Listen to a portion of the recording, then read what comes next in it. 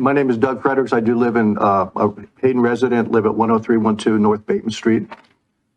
Should always start these things out with a context when it comes to growth, because we talk about growth. Moved here in 1997. We came here via Fairchild Air Force Base, where I retired after 21 years in the Air Force. Prior to joining the Air Force, I'm from New England originally, went to high school in Connecticut, moved to New Hampshire for a couple of years before I joined the Air Force.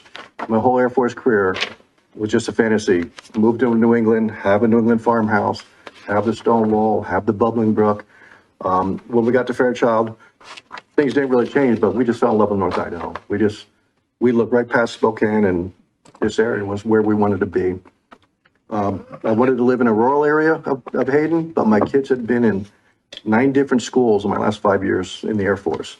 So decided, let's go into a neighborhood where there can be neighbors and kids, and they can, both my children still live here, have friends from high school. So I don't regret that one bit. What I do regret is the growth that's taken place in Hayden. It's just been absolutely so, what I wanted and what it's become is just totally different. When we, again, context, when we moved here, the Albertson Shopping Center wasn't built. They did have earth moving equipment out there. They were clearing the land for the Prairie Shopping Center. So that gives you an idea of what took place. We live east of 95, down towards the golf course area between Miles and Dakota Avenue. And I watched almost every chunk of land, 2 or 3 acres with horses and cows, turn into little cul-de-sacs. And it was kind of slow and gradual, and wasn't anything that really perturbed me all that much.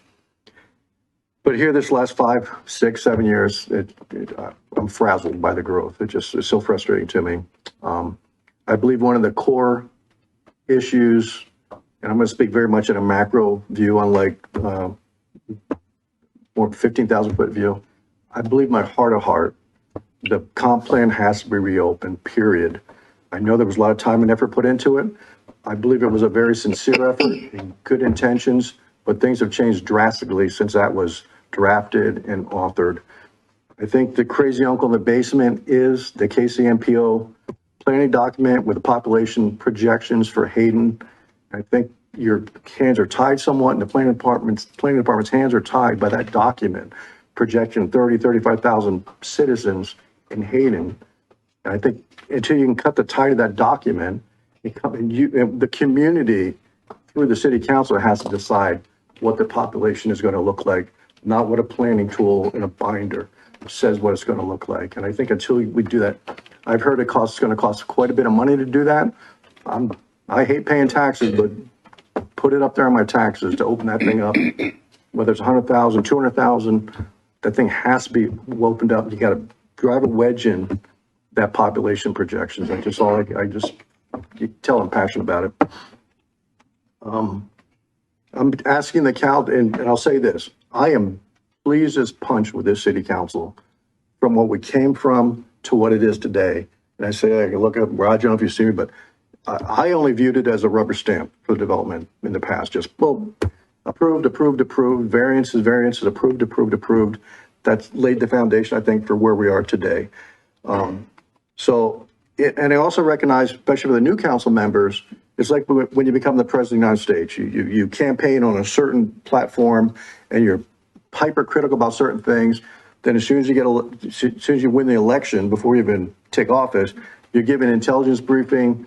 You find these little nuances, and all of a sudden, hey, it's not as easy as we thought it was going to be. So I appreciate the fact that we're pushing a wet noodle upstream in a lot of cases, trying to overcome obstacles that are set in kind of a concrete. Okay, thanks. And so the only other thing I would ask is for the council to, it's been written I've written it in the Facebook pages. Don't feel like you're a housing agency for people that want to move here.